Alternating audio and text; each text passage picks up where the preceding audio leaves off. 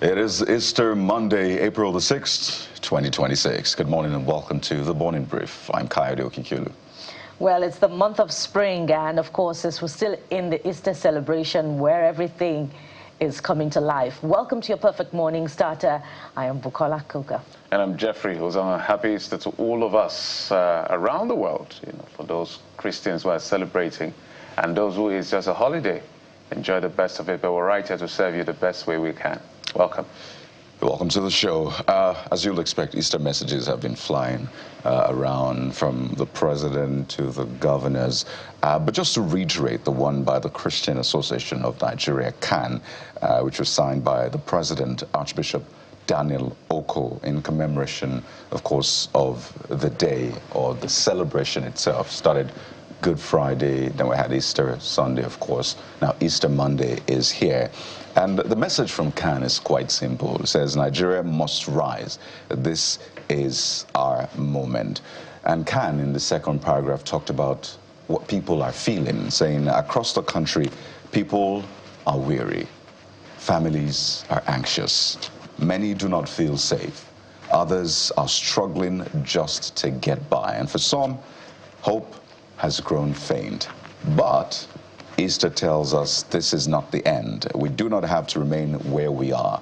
We can rise, rebuild, and move forward together. That is part of the message from the Christian Association of Nigeria today, and calls on Nigerians everywhere, both government and the people, to rise to the occasion. And I really hope that all of the messages that are coming through during this Easter would leave not only a lasting impression, but will leave visible change in the way we govern, in the way we carry about with our duties, whether as those in leadership or followership, whether you're in business or you're an employee, whether you are unemployed trying to get a job and you have options available to you. The desire is that Easter is not just a day we mark on the calendar, but a day that leaves lasting change. That was the message that stuck out for me. Yes, we'll talk about the killings that happened over the weekend, but it's important to rise above that first, talk about the message that we'll get into the nitty-gritties. But guys, that was a standout for me. And speaking of the message, and from those in leadership, President Tinubu's message is also resonating with sacrifice. It's titled No Transformation Without Sacrifice. And in his message to Nigerians home and abroad, the president reflected on the spiritual significance of the season, highlighting resilience, sacrifice, and triumph over adversity. The quotes go on to say that the ongoing reforms, though demanding in their immediate impact, have been carefully put together and backed by a strong commitment to take us to a shared prosperity. And as the quote continues, the president says, as I have often said, true transformation cannot be achieved without sacrifice. And history affirms that enduring progress is often forged in moments such as these. And so, the message of sacrifice from 2023 continues even in Mr. President's message. We acknowledge that some of the figures put out from key macroeconomic indicators are showing the positive sign and not the negative. But how soon will they trickle down to, the people at the grassroots? And speaking of sacrifice, it appears as if Nigerians are the ones who are continuing to abide by this message of belt tightening, but we do not see the same from the elite class. Of course, the message is not lost on Nigerians as they celebrate Easter at this season.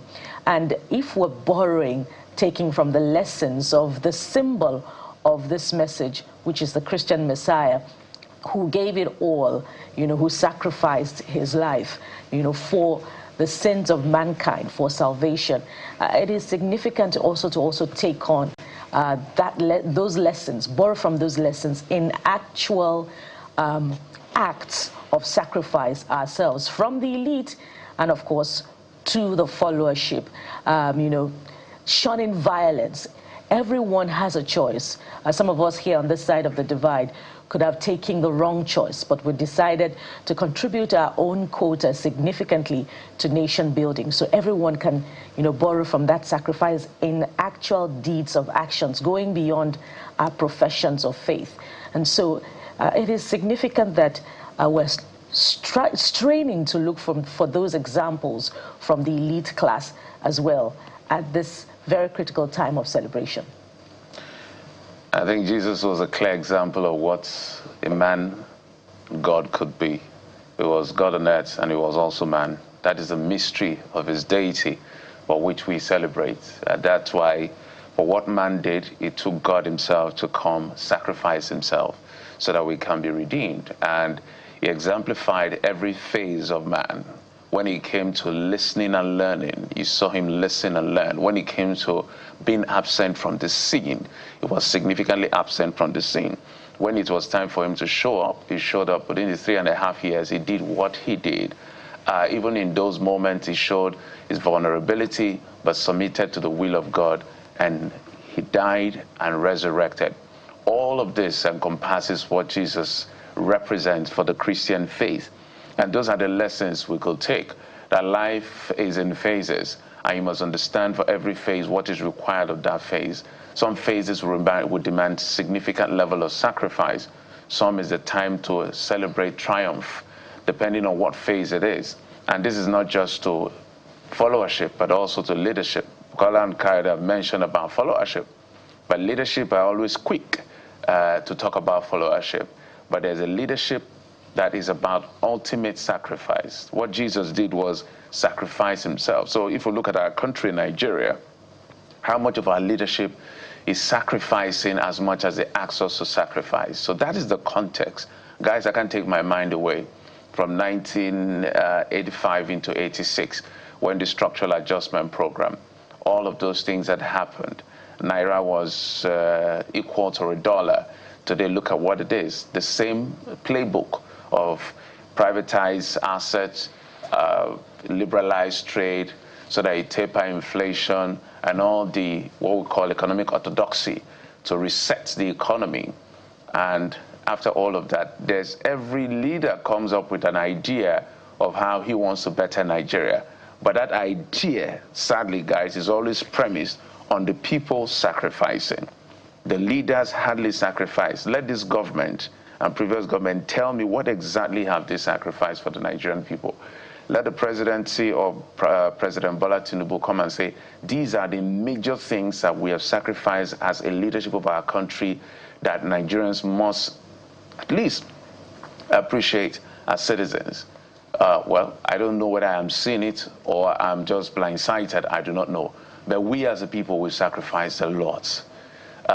Everything that happens rises and falls on the people, because for the big boys, they have their way around these things. So it's not just about telling people to sacrifice for a better day. You as a president, you as a vice president, you as a governor, you as those who are in power, what exactly are you sacrificing? And I'm sure if I put a poll across to Nigerians to ask, do you think the Nigerian government is sacrificing anything for your own interest? You know the answer they will give. So look in the mirror, do some sacrifice as well. That's the example that Jesus gave by sacrificing himself. And I'm not saying go and die. I'm saying do something of significant value as president, governor, and the entire leadership. Guys. Well, I think it's not too much to ask for, really. That is the heart of this contract we have between government and the people.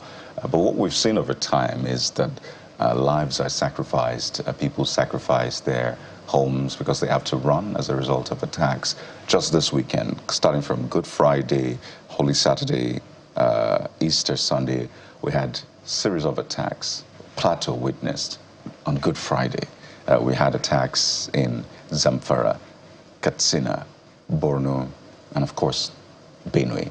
Benue had the highest death toll over this Easter weekend. So this is not the sacrifice that we talk about. It's not the sacrifice of people's lives time and again. That is clearly not the sacrifice we want to see. As I said, at least 5 states witnessed attacks. But it's also important to note that the armed forces, the security agencies, also recorded wins over the weekend. Talk about the military who had this major win in Zamfara State. It is important to highlight some of these wins because you get a sense that even the security forces sometimes may be getting tired. But when you have these stories about troops neutralizing over 30 bandits and the son of a kingpin Alero in Zamfara, well, it is cheery to hear. And when you hear that police arrest 4 suspects over Katsina village killings as investigation commences, it is cheery to hear. But that doesn't take away as well the fact that bandits attacked Katsina communities, killed police, injured 2 civilians, burned hospital, shops across 2 communities in Matazu local government area of Katsina State. That happened over the weekend. The Benue State attack also happened Easter Sunday. So it's a mixed bag, really. Not the way you want to start Easter Monday, but these are the stories that we'll be getting into on the show this morning. It's very unfortunate, guys, that we seem to know what's happening, what will happen, and our government keep giving, for me, untenable excuses. We are already aware, if you've lived long enough in this country, to know that pre-election season or pre-election year or just before the election, there's a spike in insecurity. We're aware of that. We already know that towards celebrations, maybe Christmas or Ramadan or Easter, there's also a spike in insecurity. So if we know these things, and we've been dealing with this thing for, let me just put an average of over 10 years plus, why can't we address it? This is one place we know the problem. We know when it will happen. We're speaking with Onyekachi Adekoya, one of our regular guys here, security consultant. And he had told us severally that as at January when we interviewed him also, this thing has not peaked. So that means there's intelligence to the fact that, some of these asymmetric incidences will occur and want to destabilize the system. When the president went to Benue, Plateau guys, and for me, of course, I don't call that a condolence visit, I call it a flyby visit. But for whatever it was, he said some things that are commendable, CCTV, he wants to meet the stakeholders to put an end. Then he now made a promise to the lady that lost her son in that incident to say it will not happen again. I knew that was not true. I knew he couldn't keep to his words. Not because he can't, but because we have not built the capacity. The very next day after he left, what they call it, Plateau, people were killed in Just North. 3 people. The very next day. Just south. Just south, sorry. The other one was Just North. That's Angwarukuba, right? Yeah. This was just south. The incident happened in Just North. He told the lady, well, there's nothing we can do, because almost sounding like a preacher. Mr. President, you're not a pastor. What I expected the president to say to that lady was simple. What has happened has happened. There's nothing in terms of bringing back his life. But this is the assurance I give to you. Who killed your son? We will find him dead or alive. That is the kind of assurance I want from the president. And I say it's not going to happen again. It happened in 24 hours. We have a problem. We have a problem. So we need to fix that problem. My point is, we seem to know. So for instance, now this is what? April the 6th, right? We know that December and just before the election, there will be a spike. What are we doing about it? We just wait for people to die again, and then we come here and report. And then the government will give condolence. The president of VP will visit and give an assurance that they know they are not saying, they know it's a lie, it's not true, with the greatest sense of respect. Because they didn't inherit this problem, but they've not done enough to stop it. So, but I hope that the sacrifice of Jesus will speak on behalf of the Nigerian people. So when we resort to prayers a lot as a country, please forgive us, because this is where we are. We resort to God. We as I said earlier, Jeffrey, we need to, go beyond our professions of faith, get off from our praying rooms where we kneel to pray, stand and do the work. Either we're Christians or we're Muslims. Either we're celebrating the Ramadan fast or we're, marking the anniversary of the death, burial, and resurrection of Jesus Christ. And so, are we doing the work certainly we're not doing the work. The number of hands on deck are either inadequate, or those who are on deck are not doing what they're supposed to do. If you revisit the Benue story, the most recent killings, I have it here, that the local government boss who spoke to journalists is saying that there was a security alert and an advisory that the terrorists would attack. Less than 4 days after the president's visit to Jos, when he addressed the mourners and, of course, the state government officials at the airport, there was another attack in Jos South local government area where about 3 persons were killed. In Borno, there was attack in Borno where, property was destroyed. They're beginning to attack institutions now, primary healthcare center.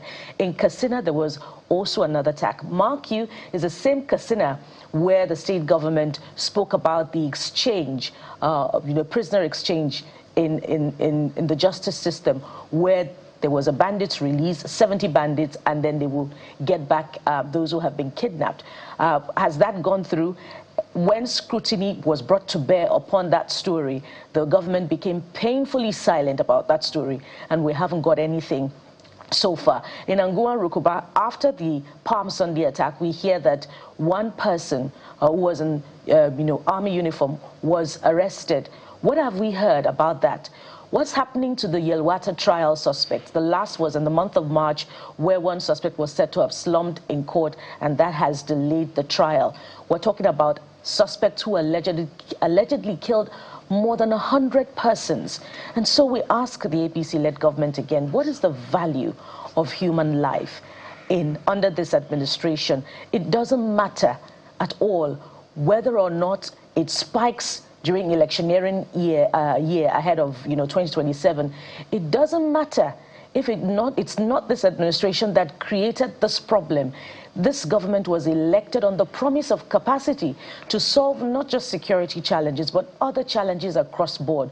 But what are we seeing? We're seeing a continuous pattern of incapacity. That's what we're seeing. And we must speak to the facts. This is certainly not about politics. While Nigerians are dying like chickens, government, the elite, are campaigning for 2027. And so we must speak to the facts.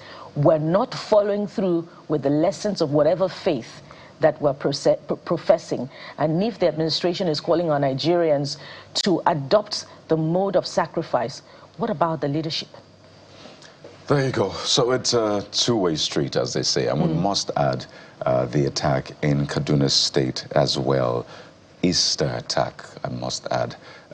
First, we understand that there have been some rescues, but at least 7 worshippers are reported to have been killed in 2 churches in Ariko community in Katsina local government area of Kaduna State. So that's at least 6 states that experienced attacks, needless attacks. A lot of these attacks preventable. So we'll walk through these issues on the program for you this morning. But I think one that you may also want to hear is that approval by President Bola Tinubu for the payment of the 3.3 trillion naira, let's just call it power debt, electricity debt, just to stabilize that sector. First, this is a win. Whichever way you want to look at it. We can talk about how we have gone round in circles for decades, only to come back to the same point. We can talk about how previous governments didn't handle this well, whether it's the privatization or post-privatization or banding, not bandits this time around, or banding of the people, how you are saying, these people deserve more power than these people should pay more than these people. We can talk about how things have not been handled well. But I think that this should present some sort of closure, note of caution. The money has not been paid. It's an approval of the payment in tranches, right? And the first tranche, they've secured money to pay it, about 500 billion or less. But the point I'm trying to make is, while this is a win, I must say that we have sort of been here before time and again, where we say, there is a win. And months down the line, the win becomes a thorn in our flesh. So for me, it is cautious optimism. I am happy that we've gotten to this point where the government says we have looked at it, and it looks like, yes, the 3.3 trillion is money that we must pay. But I am very, very cautiously optimistic about what will happen next? You're right to be cautiously optimistic. So let's put the facts right. They have now come to a point where they say it's 3.3 trillion, not 6 point something, perhaps. They've raised some 500 billion, but they've disbursed about 220 something billion. But let's put what that money is for. It's for what we call in Nigeria gbese. Debt. It's not as if it's fixing any problem. It's just fixing legacy debt problem, not necessarily by this government. But government is a continuum, so the government has to take responsibility for this. The bigger problem is we need private sector injection of fund liquidity in the system, because this will sort out issues around gas, issues around, some small maintenance. But we need literally, like, if there's a sector, we need a revolution, if it's appropriate to use that word. An emergency, a state of emergency, is the power sector. There's been some movements to decentralize it by decentralizing it to states and all of this. And there have been, some states that are making moves to that effect. How well, we don't know. Maybe we need to keep monitoring. But the issue of co-investment, like the power plants, like the grid, and all of those things that we need to fix or repair or replace entirely, as we've always said, is the bigger problem. As we've said this over and over again, and I've maintained that the grid will continue to collapse. It's not a bad prophecy. It's just that if mosquito continues to bite you, you will have malaria over time. So how do you fix malaria if malaria is the only thing that causes, if mosquito is the only thing that causes malaria? Is to dispel mosquito. It is, so I can tell you on good authority from what I know from the expert that the mosquito in the oil sector, in the electricity sector has not been fumigated. So we will be expecting malaria time and again. Some will be serious, we almost think it's typhoid. Some will just mean, fever and all of that. When we get the mosquito out of the system, we will all know. And then we can now say, we're good. But this is a good step to pay legacy debt of the mess that other leadership has created for the country. But we appreciate the government for this move. But we must go further than this and attract, because it's a lot of money, Bukola and Kayode. It's a lot of money to fix that sector. So we must go a step further to see how much we can attract to the power sector.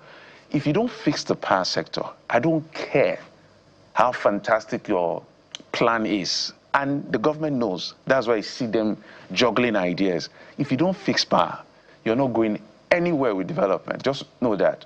It's like the PMS of a car. You can have the best luxury vehicle. If it's going to drive on PMS or diesel, you have to put diesel or PMS. There's nothing that's going to happen. That's how power is to the economy. And I'm doubling down on that with a note of certainty. If you do not fix the power sector, forget about economic liberalization, forget about industrialization. As a matter of fact, it will only heighten the challenge of insecurity that we're experiencing. So I'm on all fours with my gentlemen here on this side of the divide this morning, especially because the monies approved, only a percentage has been disbursed. As Jeffrey said, out of the amount, only 223 billion naira has been disbursed, with further payments, according to reports, underway. And so, if this is not settled before the end of this year, there are projections that the debt owed the gas suppliers and the power generation companies could go into the realm of about 8 trillion naira. And so that's a lot of money. And from conversations that we've had, the funding for the settlement of this debt doesn't necessarily come from the budget allocated to the power sector. So we have a huge challenge on our heads. The All Progressives-led government is reportedly progressing on other fronts, other economic indicators, but the very critical power sector is suffering. And there are other agencies of government, other arms of government that are not being funded, that are only receiving a certain percentage of their allocation. In fact, infrastructure is also suffering under this government that is supposedly reporting progress in terms of revenue collection. In fact, taxes have now been, increased as a result of the new tax bills and all of that. And so, what are we going to be seeing in the next couple of months? Nigerians who have been suffering in darkness over the last couple of months should look critically at that space and continue to remind the government about the approval of this 3.3 trillion naira to settle the debts for the gas companies and the power generation companies. And what are the other states of the Federation doing, by the way, following the Electricity, Deregulation Act? What interventions are they providing? We're seeing some success in some states, in Abia State, for instance, where there's the geoelectric, and in a few other states. But there's more creativity that needs to be deployed there, because we have alternative sources of power. In South Africa, for instance, that does not have the abundance of natural resources that we can boast about in terms of power generation, is generating far more power than Nigeria is generating. And so who should be taking Nigeria seriously in the international community, where we're living in poverty amidst plenty? Guys, we have so much to talk about. A lot to unpack, but we'll take a quick break now. And when we return, you can already get a sense of how the dailies are reporting the big stories. But Mr. Dayo Akintobi joins us this Easter Monday. I know a lot of people are preparing for their picnics and the Galilee gatherings, as we call it. But how are the dailies reporting this? Stay with us. We'll be right back.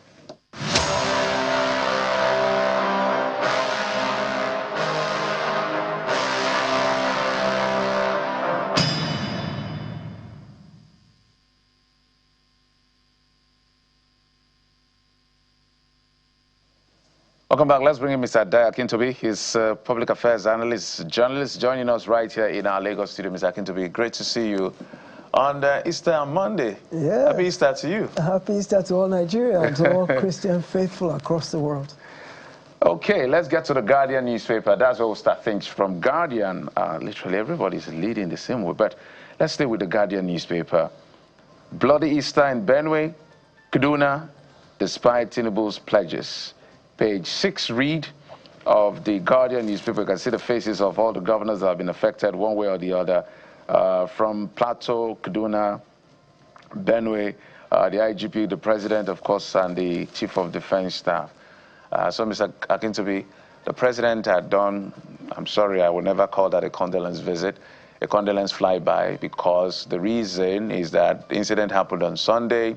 He visited on Thursday, and the excuse was to the effect that, he had a visit from the Chadian president that was late, more than expected.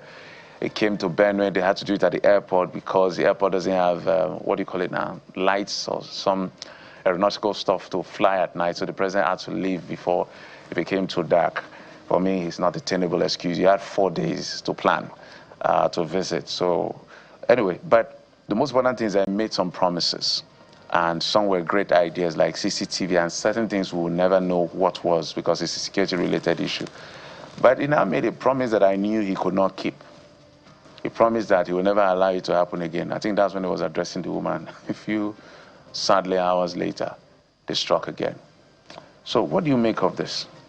Well, it seems as if the gods were passing by when the president made that pledge, and they said, really, we'll show you. Because it seems a bit coincidental that after making that kind of a pledge, just a few hours later, almost in the very same neck of the woods, something even more grievous would happen. And yes, like you said, when he made those promises, how was he able to back them up? When I came here the last time, I said words are empty. I mean, it's easy to trot out feel-good rhetoric, but what substantive steps are being taken to ensure that this does not happen again? It sounded like hollow words, and that has come to pass just a few hours later, when there's even more widespread killing than that which led him to Plateau last week. I think there's a failure of intelligence, and I keep looking at the DSS to try and understand what exactly does that agency stand for and what do they represent. I mean, as Jeff said in the beginning of the show, at a time like this, we already know what's going to happen, when it's going to happen, why it's going to happen. We understand that around festive seasons, we understand that in the run-up to an election, there's generally a spike in violence, apart from the regular everyday stuff we're dealing with. And the fact that we already know that in advance would let us assume that preemptive steps can be taken to head this off from happening. But it seems that the government is a bit overwhelmed with this insecurity issue. And the more it happens, the more they promise, the less effective their promises are. To where Nigerians no longer really put great stock in the assurances of the government. It seems that it's very easy to say, I assure you, I assure you, I assure you, but yet we still go to sleep with one eye open because we're not confident at all that the government has the capability to protect us, despite its constitutional mandate of protecting lives and property, and also the well-being and welfare of the citizens of the country. I wouldn't say that all hope is lost at this point, but even when the Americans sent 200 specialists to come in here to lend a hand, to help us get a grip on what is happening, it seems insecurity has even gotten worse since they got here. So what are they actually doing? And then the government has thrown quite a lot of money at this, and that's not helping. We've bought equipment, Super Tucano jets. The current administration also procured quite a bit of military equipment, and yet this scourge is not abating. So you have to ask yourself, is the political will really there? Is there sabotage? Is there insider betrayal? Do people in the military know about this? Do people in the government? We've heard, okay, how are they being funded? We've always said, follow the money, follow the money. How are they being funded to the point that they have the kind of weaponry, they have the logistical capabilities? Because you don't go in and kill dozens of people and abduct several dozens others and take them away without having some kind of financial wherewithal. You've got to be well-heeled financially. So where's the money coming from? Several years ago, Dubai told us they have a list of the people sponsoring terrorism in Nigeria. We've never seen that list released. We've never really heard names. I mean, there have been one or two names that have been dropped here and there, but they seem like scapegoats, and we never saw anything that really happened prosecutorially in terms of them being brought to book publicly and let us know that this should serve as a deterrent to anybody who's behind sponsoring terrorism. So I think there's a conspiracy of silence. And there's some insider knowledge to this thing because it has defied all solutions. Indeed, and we're forgetting that in Nasarawa State also over the weekend there were reports of attacks in a certain community, Akiawa, where houses were burnt. It was supposedly a reprisal attack over the killing of the herdsmen of a particular people whose representatives via through hoodlums now came and attacked and killed a number of people. You know, we're not capturing that as well. You talked about the DSS. I wonder if we should be surprised when, you know, a few weeks to election dates, the DSS begins to get intelligence that some saboteurs want to cause unrest. We see that time and again during electioneering seasons, but we do not have that intervention from the DSS at critical times like this when Nigerians are being killed en masse. But let's head over to the Vanguard newspaper this morning, and you know, it's reflective of what's happening in the polity. The big story of the Vanguard newspaper: 2027, Tinubu's ex-ministers face tough battles in states, and that's the mood. Well, under that, there's just one rider: Nigeria devolving into one-party state. That's ascribed to the governor of Oyo State, Makinde.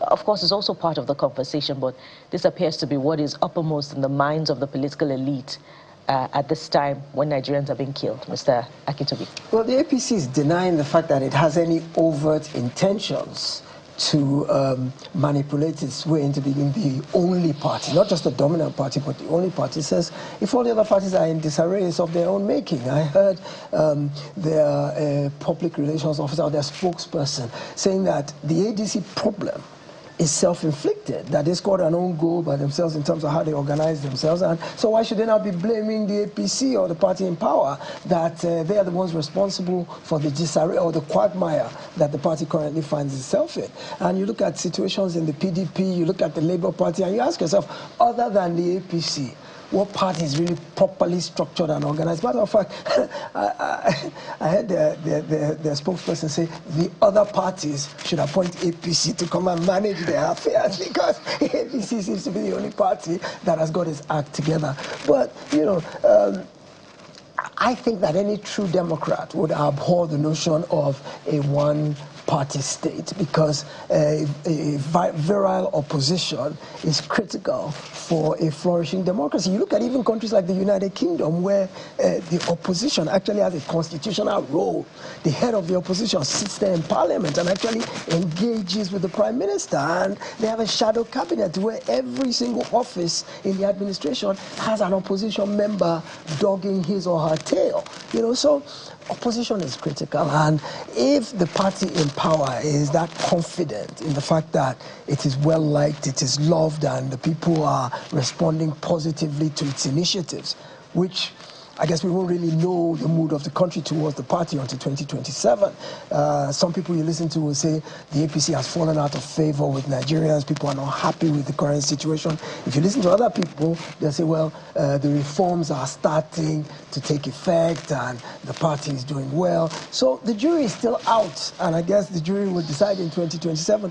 But if the APC is confident in itself, it should actually promote a flourishing opposition. It should do everything in its power to make sure that there's an opposition and not try to stifle that opposition, although they've denied doing that. But I think it's too coincidental that there's disarray in all the parties. I mean, there are some overt evidence. There's some overt evidence. Look at, for example, the Minister of the FCT, who is openly in the PDP and is flirting like a floozy with the opposition party and is actually doing things in the opposition. I mean, in the ruling party, that's destabilizing his own party. So, I can't say the APC is totally, completely innocent in this and that their hands are completely clean. But nonetheless, the other parties too need to make some sacrifices for the greater good. I mean, a lot of it is a clash of egos. A lot of it is power-hungry people, and nobody's willing to play second fiddle.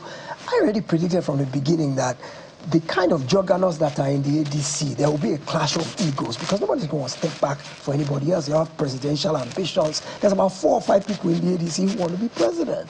And even though they all say, well, whoever emerges, we will support. They've not even gotten there yet. No, they haven't. But I mean, they're even trying to survive as a party right now. The recipe for disaster is already sewn into the DNA, even before they get anywhere, So, well, yeah, we'll see how it plays out. A lot to unpack, really, but on the front page of the Abuja Inquirer, Mr. Kintobe, I have some cheery news and not so good news. The cheery news, you heard about it, the big story, hope for improved electricity as Tinubu okays 3.3 trillion naira legacy debt payment. So it's not like we started building yet. We're doing sand filling. Is the debt that has been owed. So we're filling the debt, then we'll now start building on, just so people know. But it's a big one, I must say, because it's something that has accrued over the past years. But the not so good news I have, Mr. Kintobe, is that tomorrow, while Nigerians will be resuming and going back to work, resident doctors are to begin a nationwide strike that same tomorrow. It's a page 14 read on the Abuja Inquirer. And just to give a peek into exactly why these doctors are going on strike. They had given a notice, as they always do, right? So it didn't just happen. So what they say is that this stems from, well, alleged plans to stop the implementation of a revised professional allowance table negotiated between NARD and the federal government after its prolonged strike last year in 2025, and it includes improved remuneration packages, call duty allowances, shift allowances, rural posting incentives, and non-clinical duty payments. So 2 stories, Mr. Kintobe, your choice now. Okay, so let's talk about these resident doctors. When I heard about that strike, the first thing that came to my mind was, again, when did we just get out of the woods with the resident doctors in 2025? I happen to remember the last time they downed tools because I know someone who visited a government hospital and got there and they said they can't attend to them because the doctors are on strike. So it's not too long ago that we were at this same pass in terms of this downing of tools by the resident doctors. At that time, they reached an agreement with the federal government, even if it was a compromise and sort of a stopgap measure to get them to go back to work.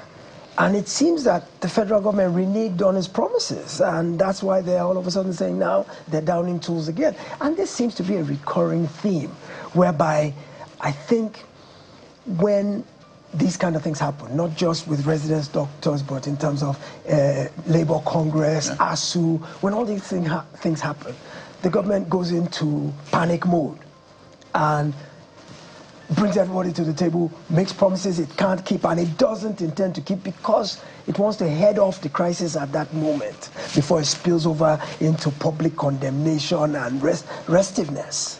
So they sit down, the government makes promises, it probably knows it can't keep those promises, but its intention is, let's end the strike, let's get them back to work. Because this is less than a year ago that these same people were on strike for the same reasons. And government made some promises then that made them go back to work. Here we are, several months later, they're back on the same issues, saying their grievances have not been resolved. And I just ask myself, so where's the government in this? How is this allowed to happen to where a scant year later, we're back to downing tools? And at the end of the day, it's always the ordinary Nigerian that suffers. I knew this person who went to one of the general hospitals. And right there at the gate, they were turned back. They said, we're on strike.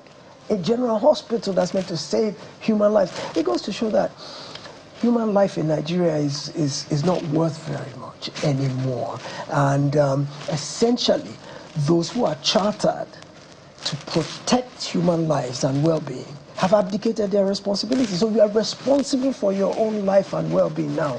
Government is not going to do it for you. If you're waiting for the fact that government is your protector or is your big brother, I'm sorry, you are in for a big disappointment. So you better start putting the infrastructure in place. Already you are your own mini government in terms of your infrastructure, but in terms of your health and well-being, you better start making sure that you can sort yourself out, because you can't rely on government to do that anymore. So a lot of us are really local government chairmen without party anyway. We're councillors already.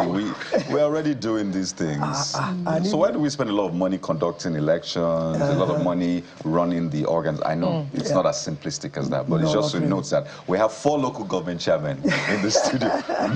Maybe a governor, no? So on the electricity, the first thing that came to my mind was, how did we even ever arrive at this kind of humongous debt? How was that allowed to happen? In terms of the power plants, the gas suppliers, the people that have the feedstock that eventually brings electricity into our homes and businesses. How was 3.3 trillion? That's a humongous amount of money. How did we ever allow that kind of money to accrue? Who was somebody collecting money from somewhere and not delivering it where it should? Because I know that we all pay for electricity, whether estimated billing, whether prepaid meters. So we are putting the money in from the consumption end. So how come the generation end is not receiving its own end? Is it that government is not paying its own share of the subsidy? Is it that the retail funds that are collected is not flowing back through the value chain? There's a breakdown somewhere. My worry, like you rightly pointed out, is that even this money that the government is going to pay, or has started to pay, the generating, the power supply people, I don't think it's going to go into shoring up the deficiencies of the sector. The sector's problem is infrastructural deficits. They don't have the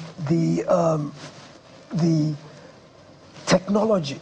They don't have the mechanical means to both generate, distribute, and transmit.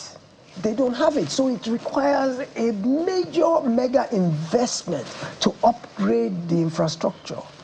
And this money that's just been paid is going to go to settle debts, to pay outstanding bank loans, past salaries, pensions, dividends to stakeholders. So we've just postponed the inevitable. We've not resolved the issue. So yes, we'll see a bit of an improvement in power supply, but not the uhuru that we're all waiting for in terms of uninterrupted power supply. People are going off grid already, I must say. Aso Rock is off grid, so what are the rest of us doing?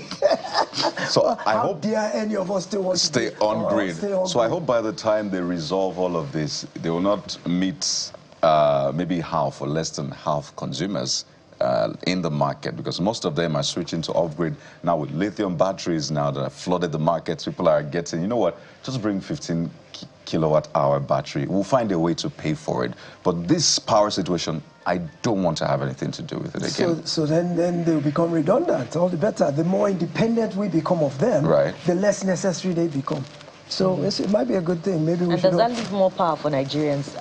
By the way, if more people are exiting the national grid, you know, the Aso Rock, for instance, is reportedly on solar power. Yeah. So does it leave more power for Nigerians or more problems?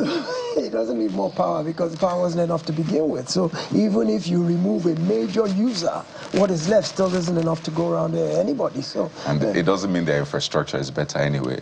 The fact that someone steps out doesn't mean that all of a sudden their infrastructure you've is not ramped up your capabilities, exactly. so you still have the deficiencies. But Mr. Kintobi, we must speak to this. Just right on top of the front page, threat to shoot journalists. By journalists there, the FCT minister speaking to our own Sheon Kimaloye. You see, Wike under pressure, Amnesty, media groups alarmed. The minister's aide has released a statement saying, you know, it's a figure of speech. Yes. You know, he could have quoted the late Rotimi Akeredolu that said it's just political gunshot. He don't kill nobody. Fantastic man. I'm talking about the late Akeredolu, I should say. There's been a lot of back and forth, but that comment, what do you make of it? Well, there's got to be decorum in public communication. There's got to be some sense of restraint and a particular modality in terms of your choice of statements. I know he got carried away by the moment because I watched the press conference. I know he got carried away, got agitated, he got angry, and he tried to use a figure of speech. But that doesn't excuse the fact that it was inappropriate speech in a public setting. It shouldn't, he should have been more restrained in his commentary. And at the end of the day, it still came across as very offensive. And I beg to say, if I were a part of that press conference, I would have walked out in protest. Because without the context, those who were there understood the context. But those of us who are watching from the outside, it was a plain, open, blatant threat. Yeah, it was jarring, shocking. Absolutely jarring, shocking, scary threat. And I took it as that. And alarm bells started going off everywhere. And I think he should be cautioned, not privately, but publicly, probably by his employer. And he has called Sheon and apologized, and Sheon made a comment, I think on his show yesterday, to say that he's not afraid, he's not intimidated, and nobody can threaten him into biting his tongue in terms of doing his job, which I'm glad he took that stand. But nonetheless, I don't think a phone call is enough, because the minister has made his reputation on braggadocio. He's been the type of person who's belligerent. He has always been very garrulous in his public engagements, and he hogs media attention. He likes the limelight. I mean, first of all, why is he even doing monthly media chats to begin with? Why? Why? Let your performance speak for you.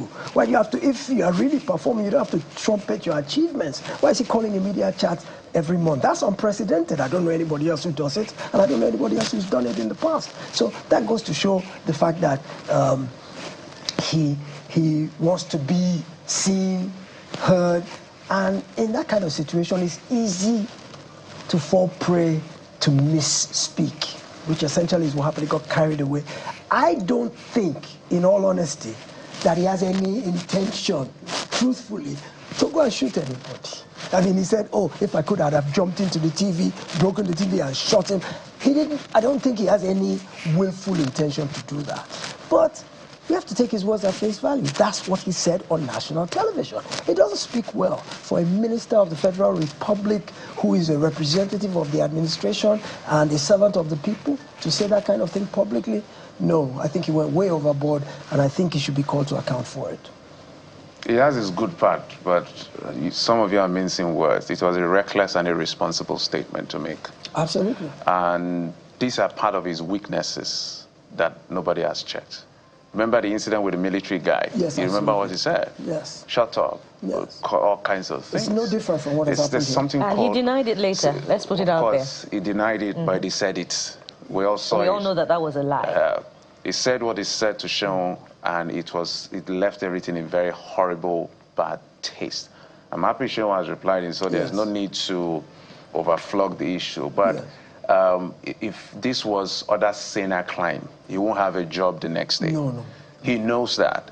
But because here we take everything just the way they are, you know, I won't take anything away from him as to a performer in terms of his job.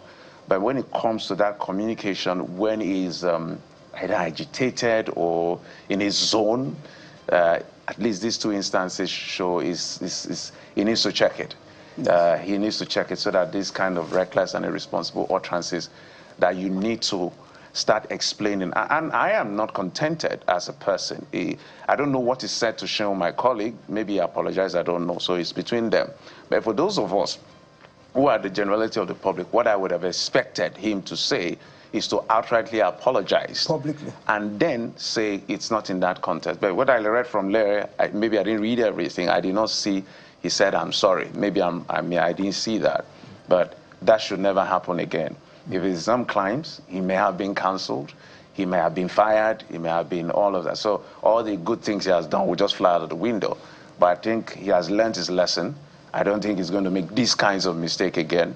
Especially, you're not talking to a politician, you're talking to a journalist who is just doing a job. And I listened to what Sean said. No, but Jeffrey, even if he were talking to a politician, you know, we have laws by the Nigeria National Broadcast Commission that guide, you know, our utterances on television. Even whoever it was he was talking with, you shouldn't have made those comments. We should put that out there. You cannot open your mouth and say you shoot someone. Individual. It was just outrightly reckless. Yes, but I hope, I don't think he knew that this is going to come as much as the pressure that came.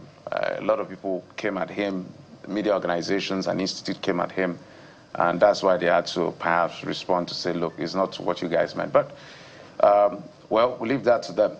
But it should never happen again to anybody. And let's talk about, do we have time for one more paper? Let's just do Vanguard newspaper. Vanguard newspaper. Vanguard is leading We've done Vanguard newspaper. So that'll be New Telegraph. Oh, New Telegraph. Oh, how did I miss that Vanguard? You know what I saw a name of a minister. I'm going to call his name, Minister of Transportation. I don't even know the man's name. I heard he wants to run for governor. I don't even know the man's name with the greatest censors. Do you know who the Minister of Transport is, Bukola? I'm sure we'll find out if we check. Kyle, do you know the Minister of... You're about to mention it. They say he's resigning to go and run for office. So, New Telegraph. Tinubu approves 3.3 trillion to clear debt. We've talked about this. So maybe where we'll look for is where Coyote started from. Can to political leaders at Easter show genuine commitment to improving Nigeria's laws. I'm sure you saw part of that message. Maybe a quick comment on that. Yes, well, the spirit of Easter is one of unity, one of forgiveness, one of redemption. And this is a good time more than any to promote that notion of forgiveness, especially what's happening in the northern part of Nigeria generally with brothers killing brothers. You know, at the end of the day, whatever might be causing this insecurity, it's still family people against each other, because no matter where we come from in Nigeria or in Africa, we're all brothers, and whatever is leading to us turning against each other, whether it is political considerations, religion, ideology, ethnic differences, whatever the case may be. I mean, the entire notion of Christianity is love your neighbor as yourself. You are your brother's keeper. And for us to turn that notion on its head, Easter is a good time to revisit it and begin to ask ourselves that how can we resolve our differences in such a way that what we're doing is sharing love and not exacerbating differences to the point that we now attack and kill each other. So I think Khan's message was quite on point, that this is a moment for deep reflection, it is a moment for gratitude and appreciation, it's also a moment for forgiveness. Whatever it is that is causing one person to turn against the other, it's a time to reflect and forgive and let that go, and let's all live together in peace and harmony. I think Nigeria would be a much greater country if all of us could get along. I remember back in Los Angeles in the 80s when we had a major riot there. And the catchphrase that came out of that situation was, can we all just get along? Can we all just get along as Nigerians, as brothers, as sisters, as fathers, as mothers, as sons and daughters? I think that is the key takeaway from this Easter celebration. Mr. Dayo, thank you so much, as always, for your insights on these national issues. We can keep going and going, but that's as much we have. Thank you, and happy Easter. Well, you're going back home. Are you going to work? Because I know you like Mondays. Thank God it's Monday. Thank God it's Monday. Do you work? Okay. We don't have such luxury. We have to come to work. Yeah. No, we got a public holiday today. So after here is to go to the park and go and have a lovely day.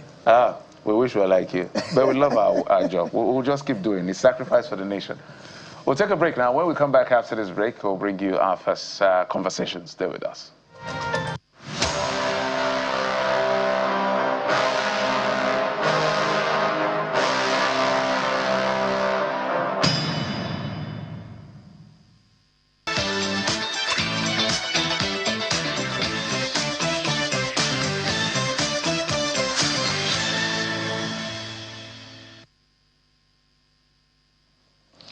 Welcome back. And so, just to clarify, the Minister of Transportation who resigned to pursue political ambition is Seidu Alkali, and he's pursuing a political ambition in Gombe State, I guess running for governorship in Gombe State.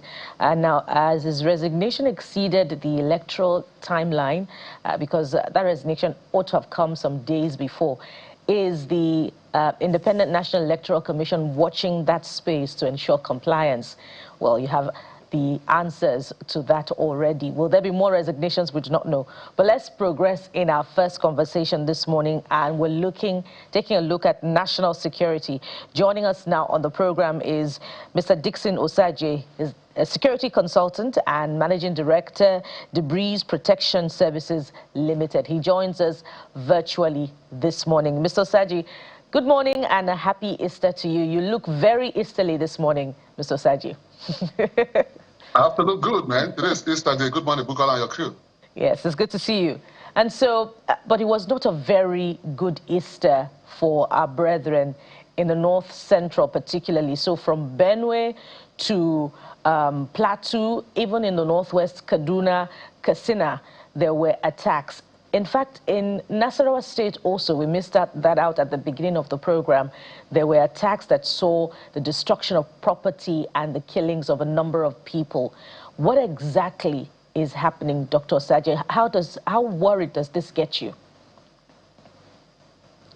Well, we are talking about security issues every day, every time, and it seems the government is not listening to the solutions that are being proffered to them, and also a lot of discourse on channels, television, and other respectable platforms, proffering solutions on how we can go about the killing of our people, be it Christians, be it Muslims, in any part of the country, both the rural area and also the urban area. But yet, the government is not putting things in place. Yesterday, I was very, very impressed how the United States went all out, to another man's land to rescue one of their fighter pilots within the Iranian, territory, and they, extracted the two pilots that,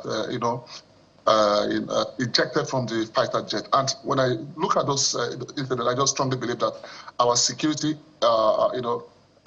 institutions are not ready to put Nigeria in a safe mode, to put Nigeria in a safer state.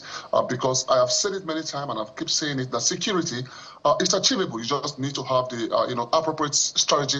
You need to have the plan in motion. You need to have the response measures. You need to have the reactionary measures, and also everything in place. Coordinated effort.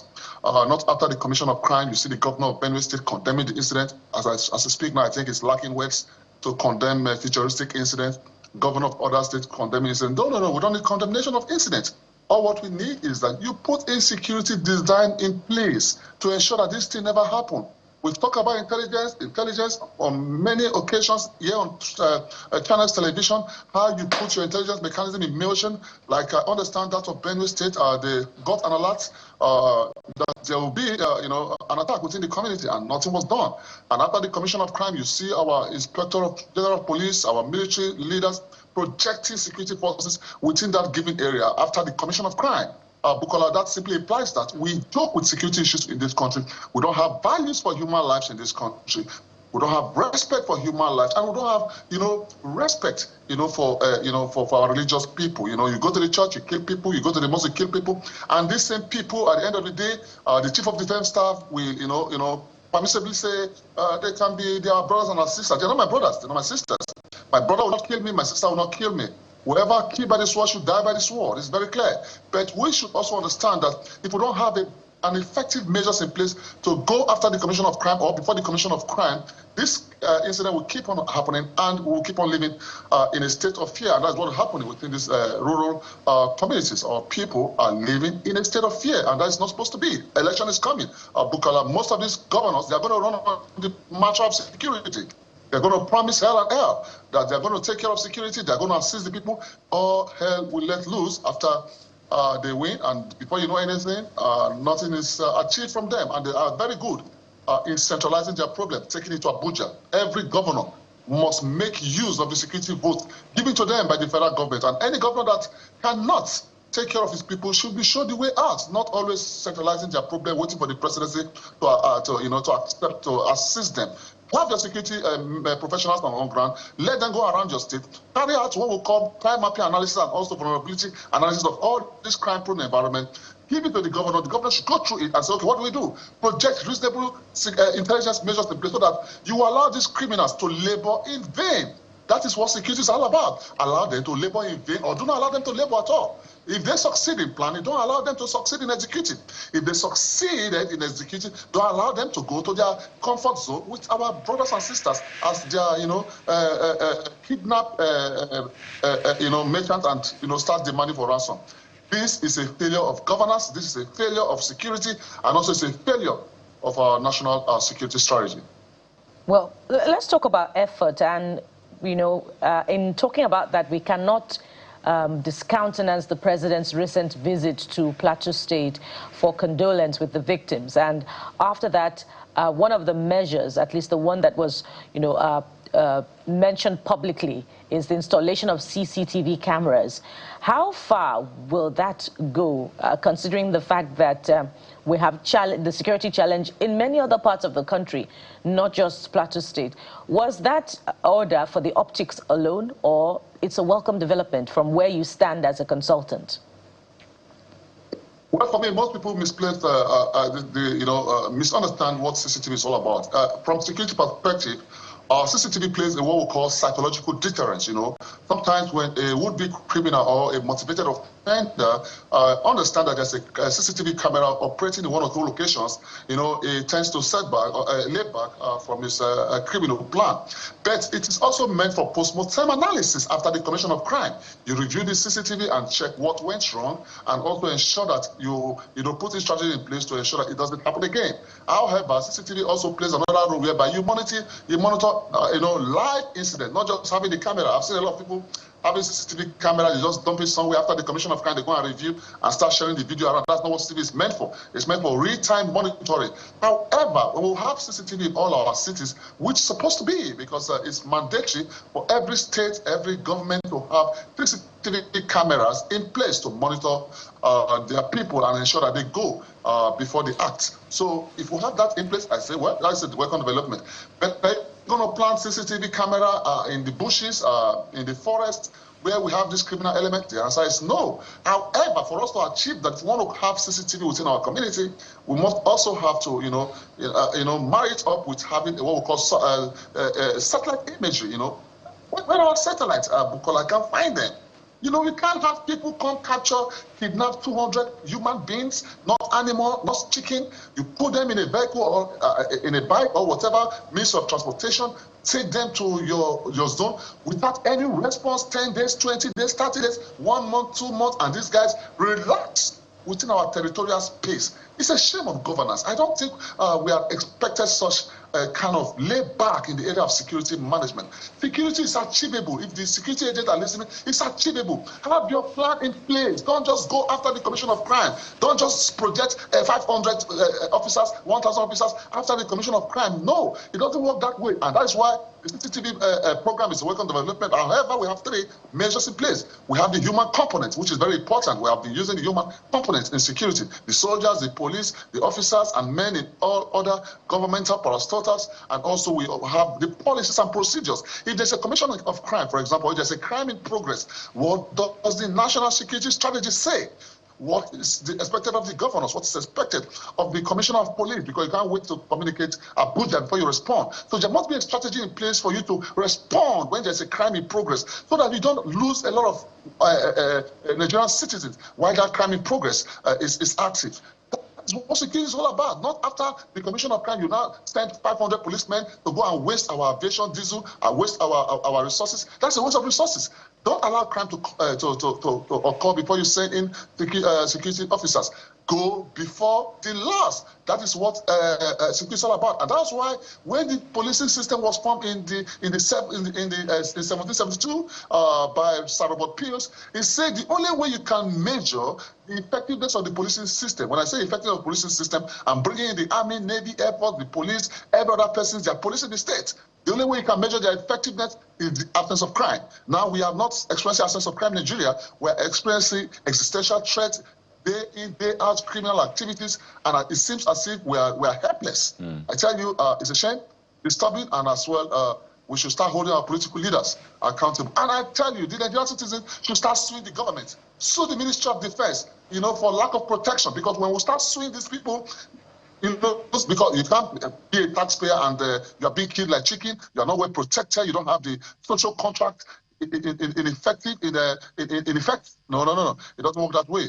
We need to start holding government accountable. So the Ministry of Defense, so the government, let's test them in court. If the judiciary will say, no, you can go scot-free, the government has nothing to do. Because the primary purpose of governance is the protection of lives and property. And that must be upheld 100%. Well, Mr. Osagie, looking at the images coming from Plateau State right there beside you, you can see the anger, you can see the look on the faces of these people who I can tell you have not recovered from what they saw play out in their communities, from those who lost loved ones, to those who know the victims, to those who are still apprehensive, to the angry ones that want some sort of, whether you call it revenge or justice. And I should say that Nigeria probably has the highest number of unresolved cases across the world. And I say that again, we probably have the highest number of unresolved cases. These attacks happen, and months after, it is hard to say who was responsible for this. Just silence. And you expect those people to just carry on with life as though nothing happened. So yet again, I think we have one of the highest numbers of unresolved cases. So there are different ways to approach this, Mr. Osagie, and I think we have done this time and again. I recall discussing issues around insecurity pre-2015, over 10 years, still on the same issues. So I want to maybe simplify this morning. Who benefits the most from this chaos, from the killings, the attacks? Who are the people, or who is that group or person that benefits the most? Maybe this can help us begin to see things differently. Well, Kayode, I really appreciate your analysis, because truly, I think the last 2 weeks, the Global Terrorism Index released the most terrorism-affected state in the country, in the world. Nigeria still remaining in the 4th position. That tells you that negatively we are always, out there, in the global community. Nigeria is known for evil. Nigeria is known for terrible issues.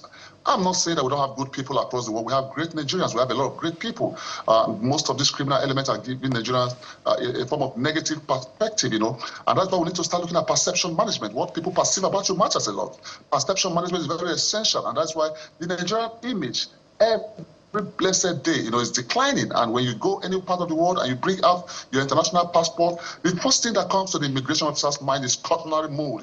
They just look at you, keep the passport, and want to start interrogating you. I was in UK with my family. Immediately I brought out my Nigerian passport. I could see, the mood of the immigration officer, because he feels that this guy is coming from a terrorist-prone state. Are they trying to escape or come for a shelter without going back? I said, hey, I'm going back with my family. I'm not going to do anything here. In the United Kingdom, I love my country, whatever the case may be. I was granted access to my family, and we're back home as we speak. What I'm trying to say in a nutshell is this: we have failed to maintain, the territorial integrity of our great country, Nigeria. Our forefathers never left Nigerians to us. Is this what democracy is all about? Pre-democracy, we're not experiencing this kind of, merciless killing. You ask, who are the benefactors of this, unnecessary behavior by this criminal element?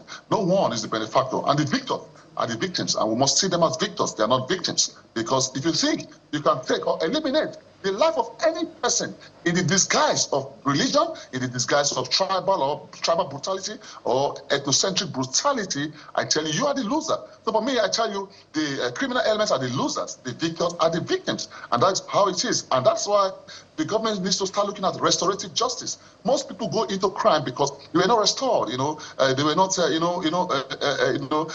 assisted by the government after being attacked by most of these criminal elements. The government will go issue a warrant. The president was in just good move to commemorate with the people. But after that, what next, Coyote? That is the question. What next? I don't think there's anything next. What next is these guys will go back home, and be mourning. And that's why I've said it on many fora. We must be careful when we talk about curfew. It's not every given incident or any incident that transpires, just put in curfew in place so that every victim's family will go back home and go and start mourning their people. No, that's not a strategy. It's not a strategy. It's not even the escalating a strategy. What you need to do after the commission of crime is go after the criminal element. That's the only way you will tell the victims or the victims of the family that, hey, excuse me, we have done what we can. We've accosted this criminal element. We brought them to justice. But nothing's been done here in our country, and that is a sad mood, Coyote. If there's anything that is true, Mr. Sajay, is the fact that our strategies are not working. Because the reason I say so is not because we've not recorded success. Is because under this administration, for instance, we've had record high number in terms of mass abduction. That should be in Papri, where over 300 persons were abducted. That's in excess of what happened in Chibok. And then we've had other mass abductions. So when you look at the ease of mass abduction, the incidents of killing, that looks like the country is literally a war. We have wartime numbers in terms of fatalities, in terms of attacks. And now the talk around state police is what I want us to discuss. Let's extrapolate with scenario planning. For some of us, when we hear state police, we're already ready, mentally prepared for the abuse by mischievous political elements. Anybody who is not prepared for that, I don't think we're being honest. We know that some of these governors will abuse state police, but we hope that the pros will far exceed the cons. So let's talk about the pros. What kinds of deployments has to happen at the state level differently, and what kind of command and control has to happen at the state level differently that will see an improvement in the level of security of the people? Because a lot of these governors will inherit state police when it happens. A lot of them are first-term governors who are seeking second term in office. And in their first term, I don't think some of them have done anything good, as far excellently well in terms of managing the resources of, what do you call it now, security votes.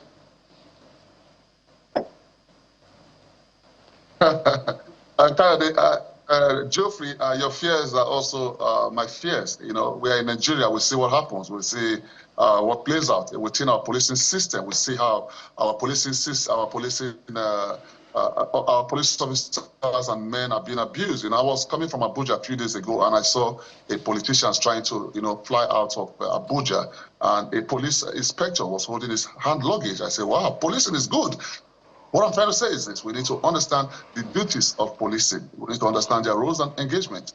And as well, they need to also understand that they are solely responsible for internal security and protection of lives and property, internal-wise. And that is why the Nigerian military must as well give them that power of autonomy to allow the police to be very effective. Because if they are not effective, then they try to, mechanize or commercialize their policing services. That's why the president has also withdrew VIP protection. Now, when you talk about community and state policing, most people just think that's going to be the end of insecurity. No, it's not going to be the end of insecurity.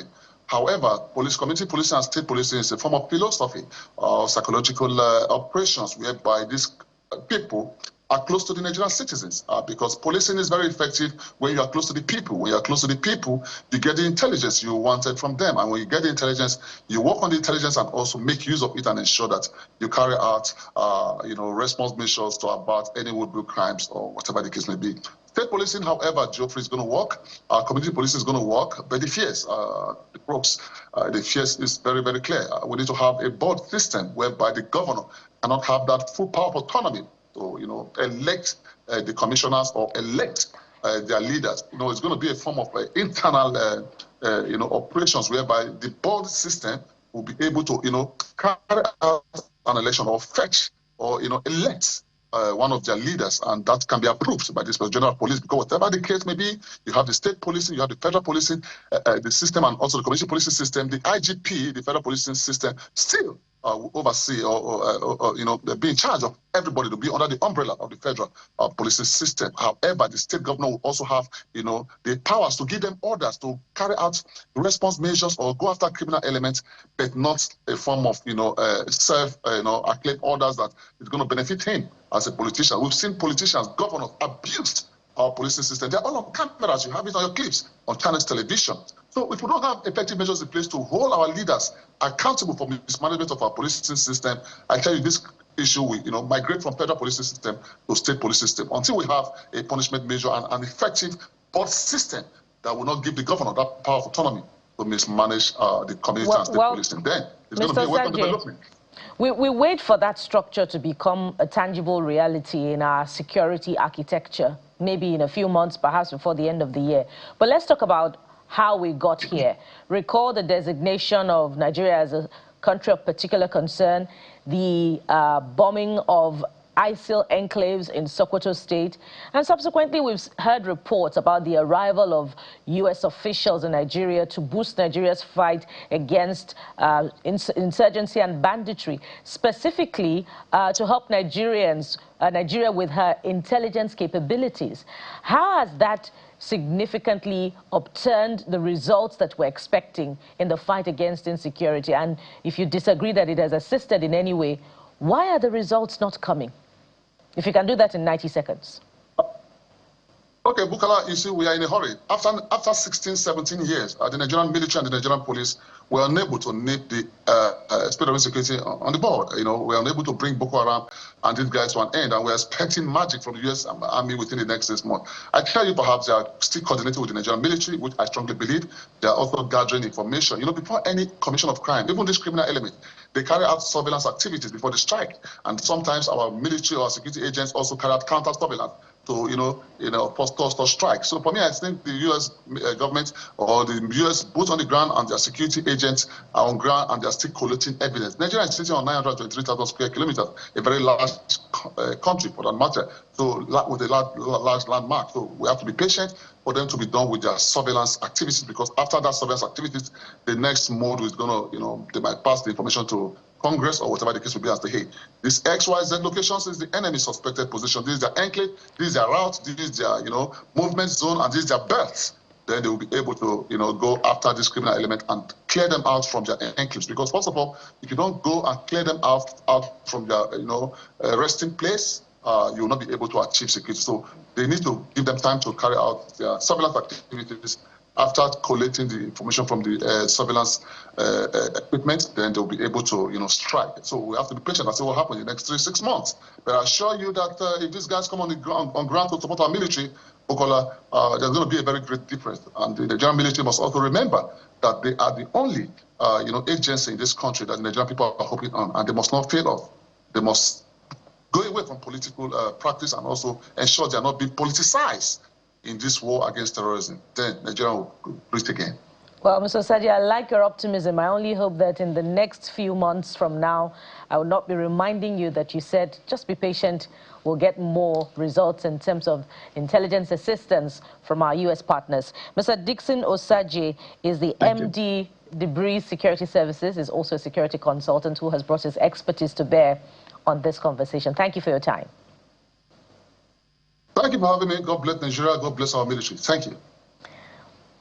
And so we'll take a moment now. When we return, it'll be time for a conversation that affects our students in the higher institutions. This one will benefit you, so stay with us. We'll be right back.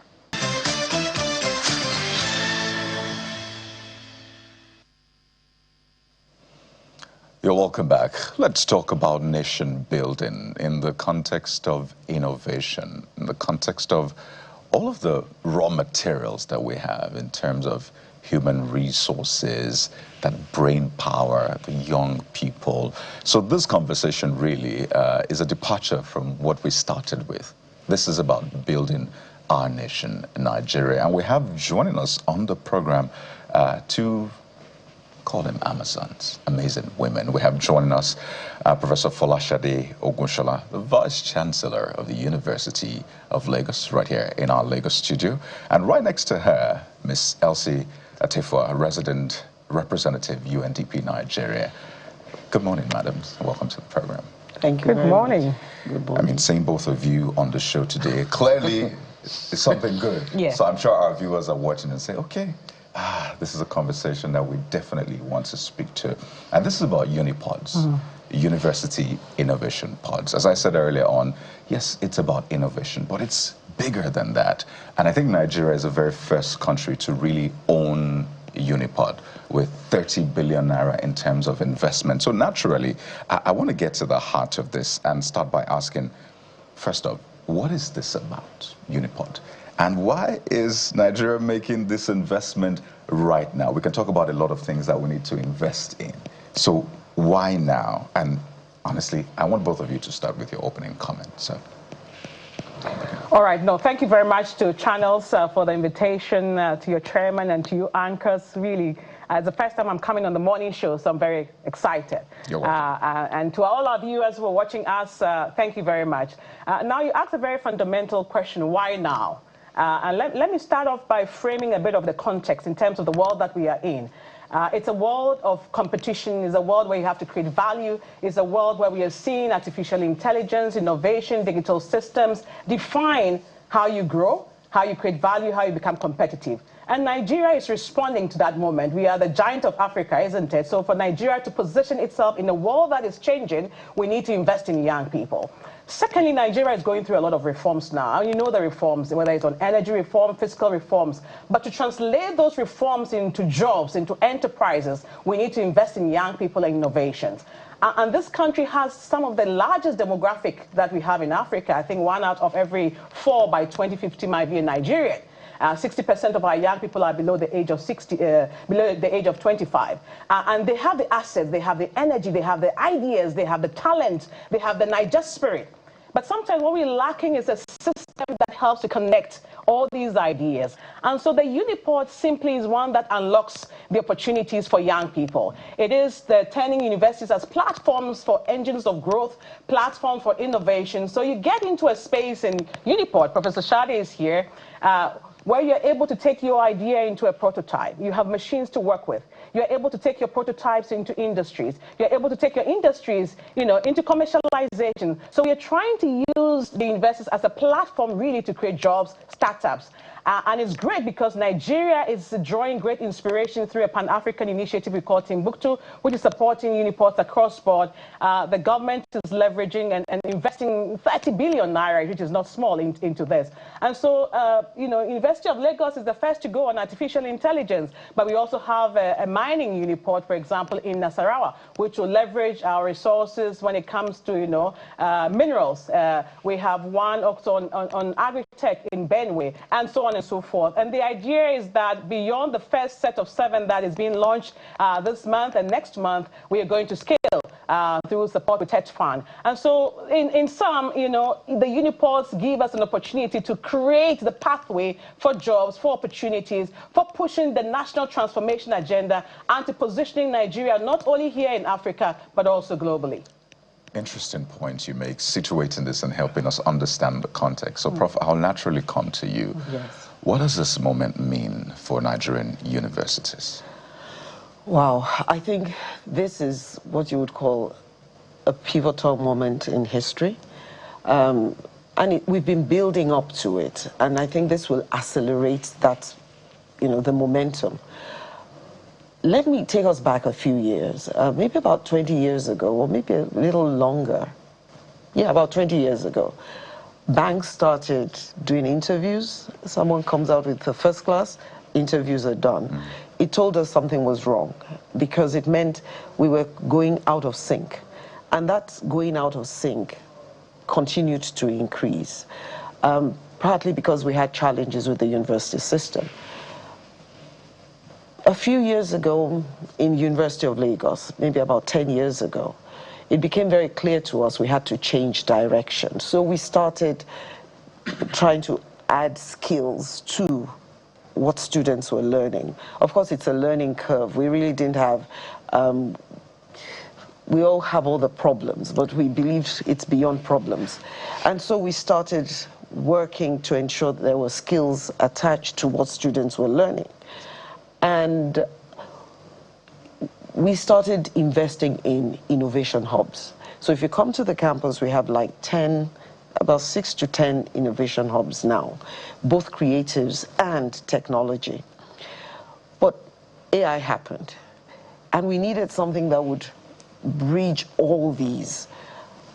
And when we had the chance to have the AI Unipod, it was something we jumped at. One, because we had been training manpower, so we have faculty that understand AI. We had our students who were already big in the tech space. So AI was just a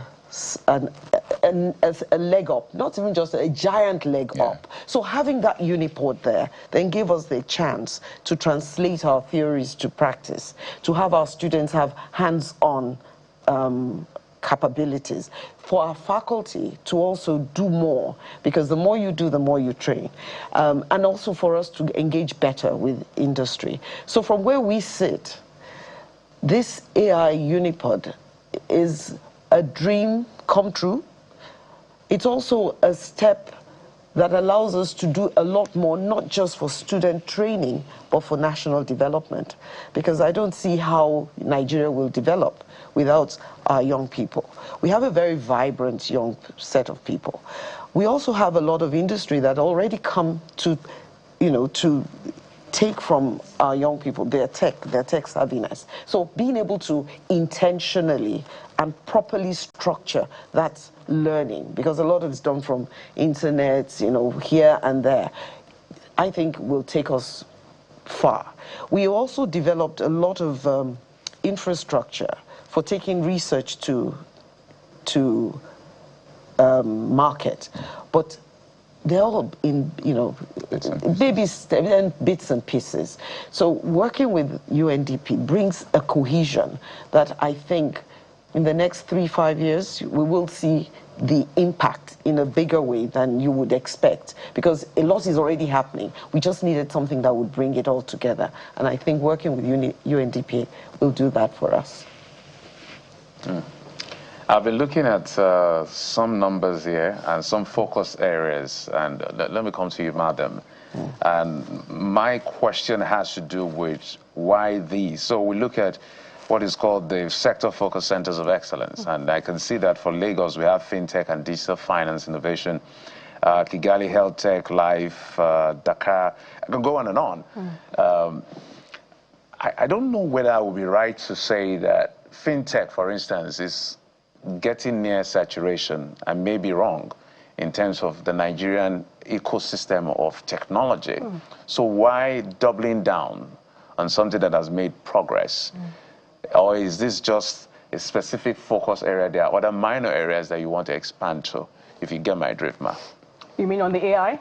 Yes, on this particular, so I can see the sector focus centers of excellence. Okay. More like, looks like, okay, for Nigeria, these are the kinds of specific areas. So it says in Nigeria, fintech and digital finance innovation. That may be like the major. I'm saying, why that for Nigeria? Well, I mean, look, let me say that Nigeria is not only fintech. Nigeria is going to be everything because we have several sectors, whether it's agriculture, it's health, you know, it's mining and so on. So it's going to be a lot of things that we have to do in Nigeria. But let me come back to the question around the AI because I think it's quite important. I just want to build on that. Professor Shadi talked about intentionality, the reason why we are focused, because AI is also very much linked to the fintech industry. Why AI, I think, is the most important conversation for us today. You know, countries that thrive will need to invest in AI, otherwise they'll be left behind. And that's very important because we see, for example, a number of countries, where the US, for example, is doing about 60 to 80 billion, you know, a year. We know China is investing, EU is investing, South Korea is investing, many countries are investing, and therefore we need to be able to ensure that, you know, this 15 trillion economy by 2030, we also have part of that. And that's a question of sovereignty for Nigeria. Now, what does it translate into practically? You know, you talked about financing. We need AI, for example, to be able to enable fintech. We need AI to enable mining. We need AI to enable insurance. We were in the AI Unipod a couple of days ago, and there was a PhD student who was working on financing, and he said, with AI, for example, I know who is credit worthy and who is not credit worthy, and therefore you can be able to invest in that person or not. You don't need to chase people anymore. And so you can see the importance of AI as an enabler across board as we look into the future of development. And for us in Nigeria, if we don't invest in that, and then it's going to be a missed opportunity for us. So just to come back to why we are investing in AI in Nigeria. Now, coming back to the fintech, I know you talked about fintech, is that under the Timbuktu initiative, which is a Pan-African initiative that was birthed by UNDP, of which Nigeria is one of, fintech is one of those that Nigeria is also, and we do have a fintech hub here again in Lagos, where we have, you know, supported over 44 young Africans who've gone through a journey of how did Nigeria become #1 in Africa as a finance hub, and they're learning as a result of that. So not only the fintech, but also AI by health tech and so many things. And so that's where I wanted to sort of pivot the conversation. It's quite important that we keep our eye on the ball when it comes to the AI and why we are investing in that. So maybe let me bring it to Prof. So if we walk into the hub or the pod, if in distance, for instance, in this AI, what are we going to see that is different from the regular classroom that is happening? I know she's mentioned something in passing, which is quite exciting. That has to do with credit worthiness or otherwise. Yes. What else are we saying? I think what you'll see are students at work building things. The AI hub is a space where you put your ideas to work. And so you'll find students constructing, you'll find people learning in groups, you'll find the pod, a beehive of activity. So what you'll find are students making prototypes, you're going to find students constructing from their prototypes, you'll find people training, students learning together in groups. So the AI hub is so different from the normal classroom. It's about doing, is how do you do, and how do you improve on what you do. So it's a very hands-on place. But what you get when you enter is the ambience. It's such a youth-friendly ambience. It just triggers, you know, your mind working. You just see a lot of people working. It's actually a fantastic space to work in. And what we've got now are the young people they're there constructing devices. You're finding people on their computers drawing out things. So I think what you'll find there is a beehive of activity rather than people sitting down passively learning. What you see is active learning in real time, and it's great. Maybe if I could just jump on Professor Shadi's point. Last week I went to the port, and there's a practical story. Yeah. I met Deborah. Deborah has cerebral palsy, you know, and she said, my mind is sound, my mouth can speak, but I cannot express myself because I cannot write. So we asked her why she came to the AI, pod. she said, I want to be, because, she's been depending on other students to write her exams for her, human scribes. And said, it's not really reflective of what I truly want to do. And so Professor Shade and her team, Dr. Chika and others, had surrounded Deborah with some computer persons, AI engineers, and they said, okay, how do we do some level of robotics and AI to really capture her expression and the robotics begin to scribe? And in less than a week, that's the power of that space. In less than a week, they already have a robotic scribe that they're working on that will enable Deborah to be able to express herself. That is inclusion. And she said, persons with disabilities across, not only in UNILAG, in other places, will be able to benefit from that. So that's the space we are talking about. But also, in addition to that, we want the AI here to be a national node. In other words, it should be able to connect to all the other universities in Nigeria. And so when you're a student in Kefi, Nasarawa, or you are a student in ABU Zaria, or my degree, Unimade, you should be able to say, I have something to do. Can we work together and leverage what we have in the AI Unipod to be able to find a solution to something that we are dealing with? We met medical students there in that space who said for the very first time, we are able to understand anatomy because AI is able to help us to look into the human body in a different way. In other words, they're able to predict diseases. So when we're talking AI, people think about ChatGPT and other things. We're talking about the future of development when it comes to AI and agriculture, AI and health, AI and finance, AI and inclusion. And this space, Prof, you were not there, but one of the young people said to us, it's not only that we come to do our things here, it's also that when we enter the space, we get ideas. Because of the power of that space, it resonates with us and we're able to connect and dream. And he used the word limitless. And so that's a space, and I do hope that you guys can come tomorrow to see the space. Let me also say... we just want you to keep talking. Okay. Let me say, because of that, the university has been investing, because what you need in an AI space is data. So we've been investing in data.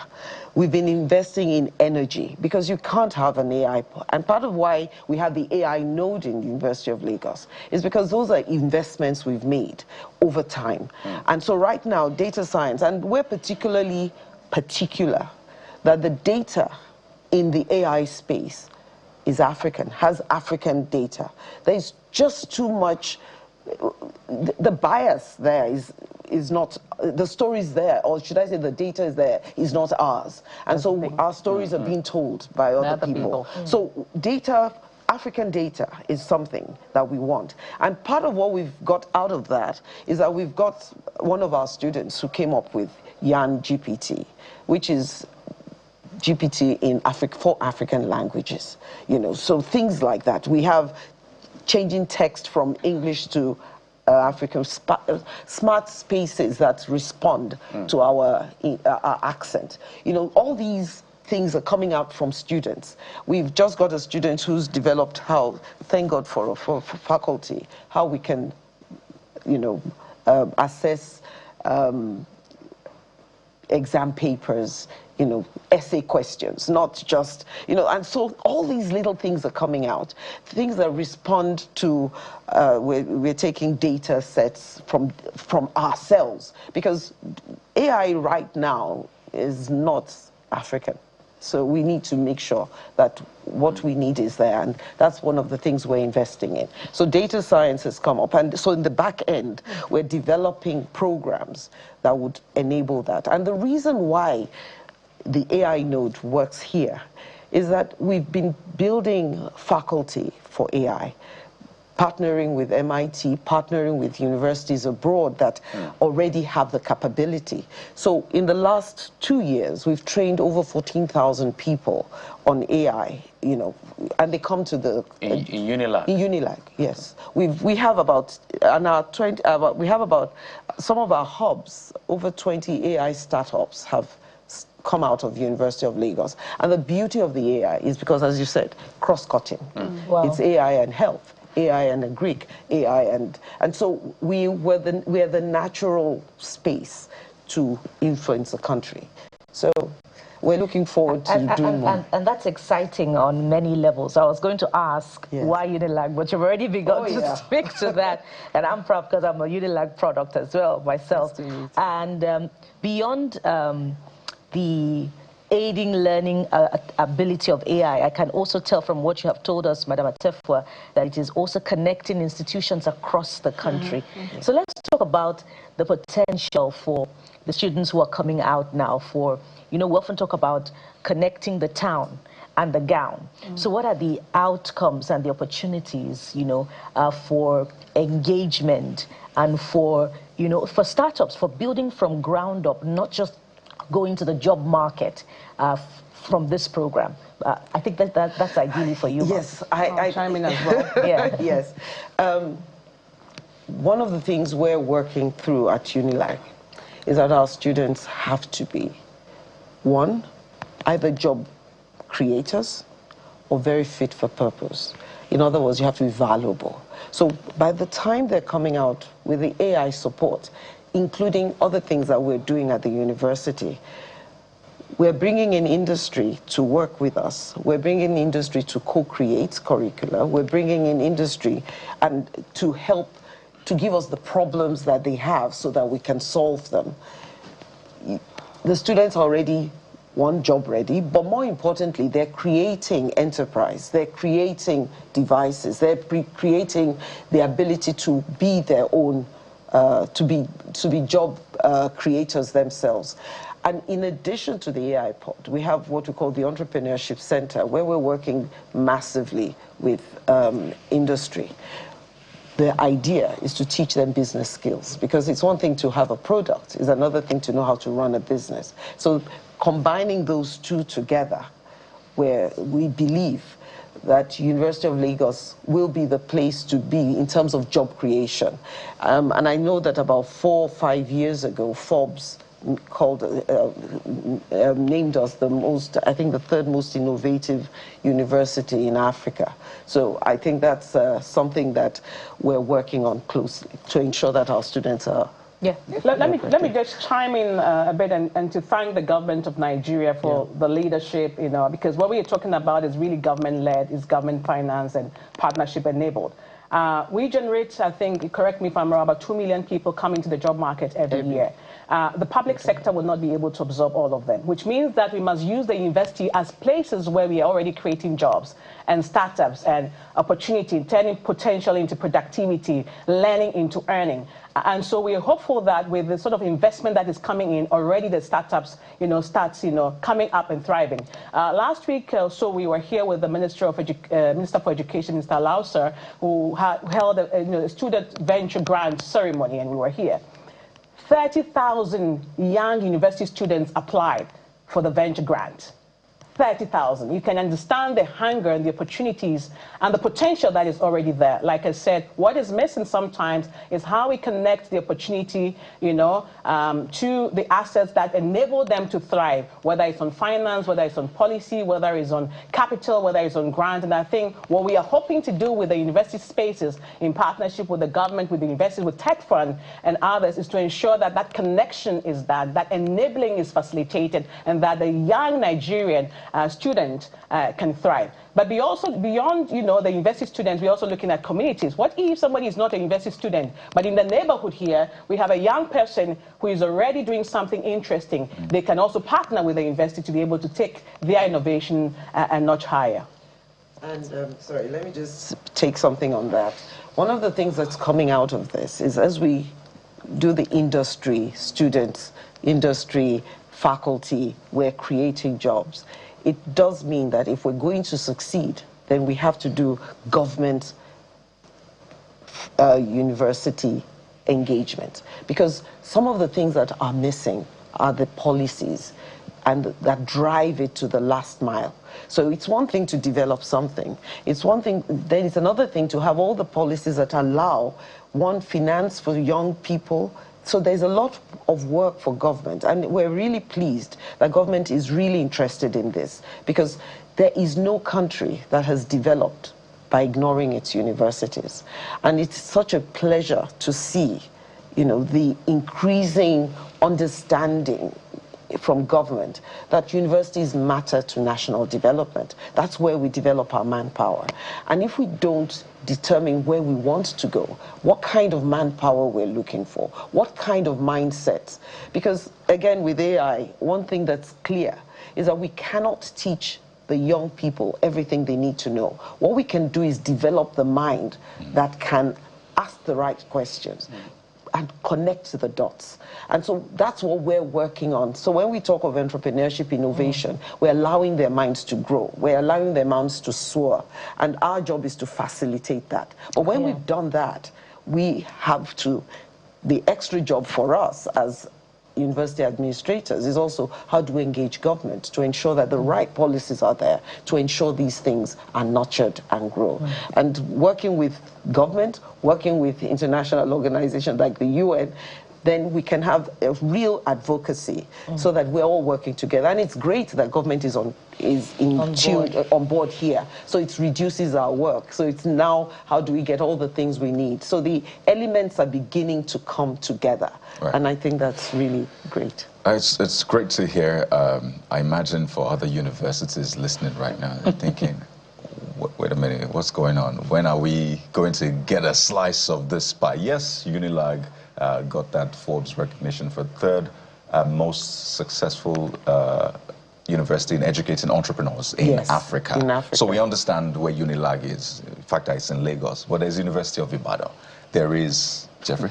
All the universities. All the universities, right. So let's talk about the scaling. So I know it's 7 to eventually 50 universities. So help us understand, so people know that it will get to your turn, so don't worry about it. Don't worry, Kanye, it will get to University of Ibadan. Oh, no. Let's also talk about the flag off that's happening tomorrow as well. So begin to wind down, because that's quite important as well. So let's understand the phase and then what's next. Well, thank you very much for that. Like I said, really sincere appreciation to the government of Nigeria, because they are investing in this. It's not about UNDP. It's about the government of Nigeria. And scale matters in Nigeria. We are 220 million people, isn't it? Speed matters in Nigeria. Scope matters in Nigeria, sustainability matters in Nigeria. And so what the government is doing is that, you know, we've done this sort of 7 that are going, but that's not the end. With partnership with the Ministry of Education in particular, through the Tertiary Education Fund, TED Fund, and it'll be here tomorrow as well, is that we begin to assess what is happening in all the other universities and again be able to now work through to about 50 universities. And again, 50 universities is not the end, but we continue to go on and on. And so the scaling is going to happen, and I think in the next 18 months, we're going to move from the 7 to about 21 more, and then 21 more to about 43 more, and then we keep going and going. And so that's the scaling plan that we have. Of course, in doing that, also we do invite the private sector. We do invite, you know, impact investors, you know, everybody else who needs to be part of this journey together with us. Now, coming back to tomorrow's flag off, which is a question that you talked about. I mean, tomorrow's event is really an announcement that the government is ready for big business. And the government of Nigeria, through His Excellency, the Vice President, has been really providing us the leadership, the guidance, and to move forward. So tomorrow, we do hope that we have, you know, the government present here, together with partners, with the universities, with the government of Lagos, and other VCs are also coming to join for us to flag this off. But it's not just a flag off, just traditional. It's just a messaging that we are positioning ourselves as a country, investing in young people, and ensuring that the development agenda of this great country and the development aspirations of this great country are met. So again, we do invite you know, viewers to join us online, and yourselves to come in as well, since you are here in closed door, to come to University of Lagos, and that's where the flag is going to take place. Yes. We look forward to it. So I'm glad to hear that it's not just Unilag or so it's going to be scaled eventually. And that's Polytechnics as well. Polytechnics as well. But you understand Unilag's doing great stuff. We must agree to that. Superstar. Superstar VC. She's a superstar VC. But let's agree that, you know, UI is first and the best. And I'm joking. I enjoy doing this. We can battle about But ultimately, interesting times to be in school for these students. I remember hustling for Wi-Fi passwords when I was in school, but now they have not just internet, they have all of the infrastructure, data centers in 3D schools. printers, CNC machines, prototyping machines. Can we go back to school, guys? And then maybe just to add, Prof, Madam, is to add with the AI thing, we should also add the security bit into it, because it's a national challenge. Yes. What we're dealing with today is a big challenge. So if this hub can help us, whether it's happening in Unilag or wherever, let's just get a solution to help government. I mean, there's no security without technology. Yes. In fact, there are two things, cybersecurity and ethics. AI has the capacity, should I say, to be destructive in that sense, in invasion. So we really must use it properly. But we cannot, as a country, not be in that space so that we can grow our own. You can't leave out your security to other people. So we have to develop ours. And some of our students are already doing things. They're already doing that. Any significant development in that regard? Not to, should I say, it's not at the level where it's ready to go commercial, but it's gone quite far. There's one prototype that looks very interesting. Yeah. I think with AI, they're able to do detection that normally the human eye cannot be able to do. I think the important thing is how we invest in all these young ideas that are coming up. And there's one related to security and governance.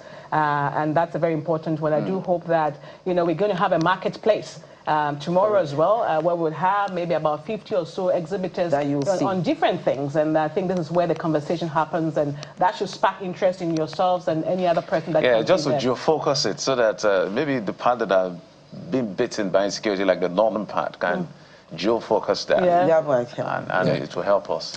But it's a brilliant, exciting conversation. We love it. Defense tech is the next frontier, and we're glad that you're playing right in the middle of it. We have to thank you so much. I know it's a big day for you tomorrow. So thank you for your time and for the great work. Professor Folashade Ogunshola, Vice Chancellor, University of Lagos. Thank you, man, for your time. As well as Ms. Elsie Atefuwa, Resident Representative, UNDP Nigeria. It's good to meet you personally after all those videos that I've seen online. No, thank you very much. Thank you to Channels, the chairman, Mr. Kingsley, and everybody for putting the spotlight on this initiative. Thank you very much. Thank you. Yes, and really thank you, because I think this is a moment in time that our country really needs to position itself. The world out there is not friendly, and Nigeria has to hold its own and protect itself. Absolutely. We carry first. Yes, we always like carry last. Yes. So there you go. If you're a young person out there, fantastic time for you. So take advantage of all of the opportunities. And you don't have to be a student necessarily. There are all of these opportunities for you. Well, that's where we draw the curtains on the show today. This Easter Monday, it's a public holiday, so we don't want to hog the television too much. But don't forget, Sunrise Daily is next. So it's an Easter Monday special for you right here on Channels Television. I'm Kayode Okikiolu. And it's reminiscent of the canned message for Easter today. Still we rise in the spirit of the Nigerian typical resilience. Thank you for watching. We'll be back again tomorrow, a special day. I am Bukola Koka. As you go out there, be kind to someone. Nigeria will rise again. Thank you for watching. I'm Jeffrey Uzama. Bye-bye.